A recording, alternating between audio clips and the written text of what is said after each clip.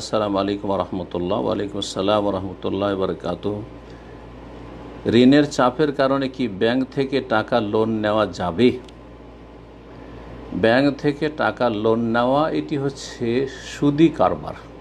তার মানে ব্যাংক আপনাকে যে ধার কর্জা দিচ্ছে আপনার কাছে অতিরিক্ত পয়সা নেবে, প্রতি মাসে বা বছরে আপনার কাছে সুদ নেবে।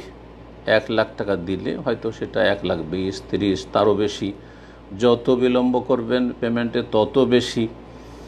এই যে সুদ আপনাকে দিতে হবে, জি, এই সুদি কারবার জঘন্য হারাম, ধ্বংসাত্মক হারাম। যে সুদ খায় তাকেও আল্লাহ ধ্বংস করেন, যে সুদ খাওয়ায়। আপনি এই সুদের ওপর লোন নিতে যাবেন ব্যাংকে, আপনার বরকতকে, আপনার জীবনের সুখ শান্তিকে আল্লাহ রাব্বুল আলামিন ধ্বংস করে দেবেন। ফাআযানু বিহারবি মিনাল্লাহি ওয়া রাসূলি। যদি তোমরা সুদি কারবার না ছাড়ো তাহলে আল্লাহর পক্ষ থেকে যুদ্ধের ঘোষণা রয়েছে, বরকত ছিনিয়ে নেবেন, অশান্তি এর আযাব আল্লাহ রাব্বুল আলামিন নামাবেন, কোনো শান্তি পাবে না।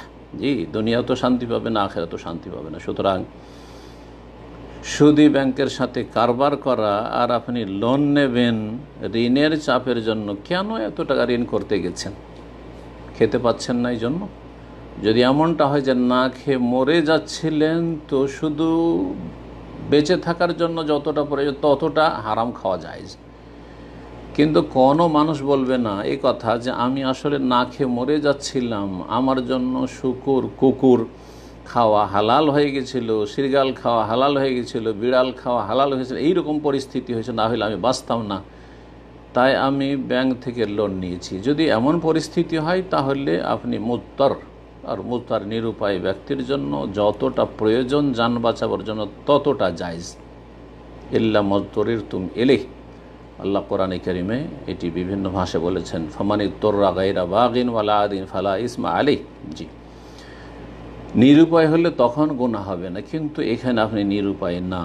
এই ঋণ আপনি শখ করা ঋণ, আপনি আপনার ক্ষমতার বাইরে আপনি স্বপ্ন দেখেছেন যে আমি তাড়াতাড়ি বড় লোক হব, বিশাল বড় ব্যবসা বাণিজ্যের মালিক হব, ইত্যাদি ইত্যাদি। ঋণের বোঝা, জমি জায়গা আছে সেগুলি বিক্রি করে ঋণ পরিশোধ করুন।